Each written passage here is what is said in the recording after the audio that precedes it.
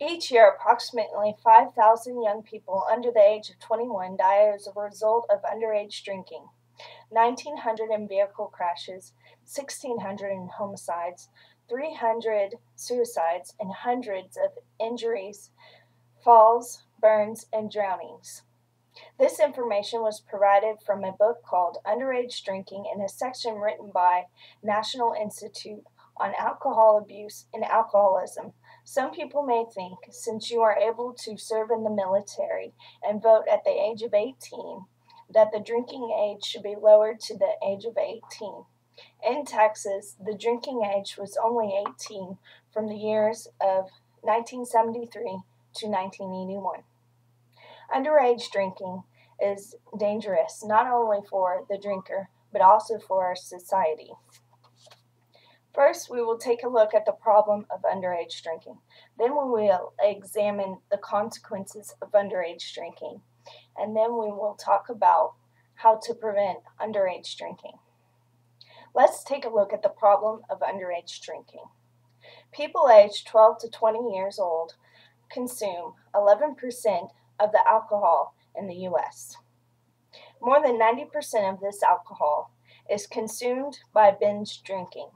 In 2008, there were around 190,000 emergency room visits by persons under the age of 21 for injuries linked to alcohol. Underage drinking results in alcohol-related car crashes, abuse of other drugs, sexual activity, and suicides or homicides.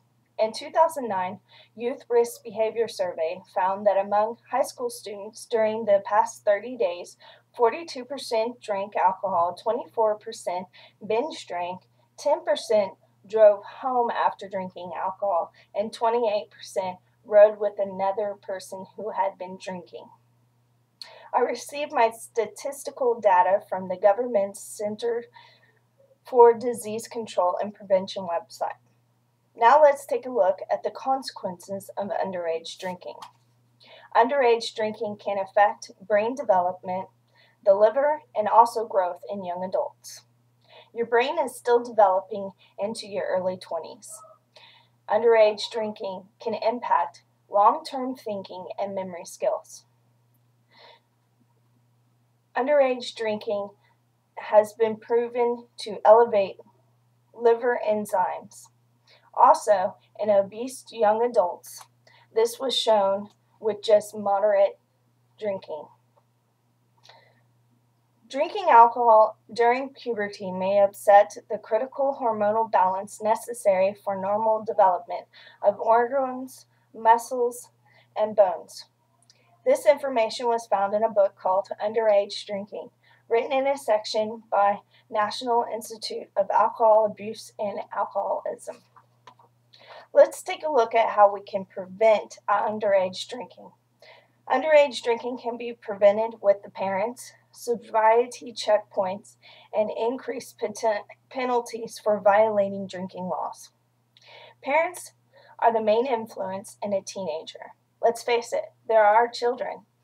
Yes, they say peer pressure because they're with their peers most of the time, but there are children. We can form a bond with our children and show them the effects of underage drinking and how it can impact not only their health, but also their adult lives.